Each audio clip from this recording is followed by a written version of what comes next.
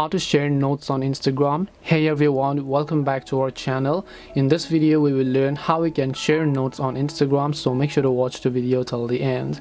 In order to share notes on Instagram, notes is basically a new feature that Instagram has launched. For that, first of all, make sure that you update the Instagram app to the latest version. After you've done that, you can try to open the Instagram application over here. Once you launch the Instagram app, you can just tap the DMs icon located at the top right hand side of the screen.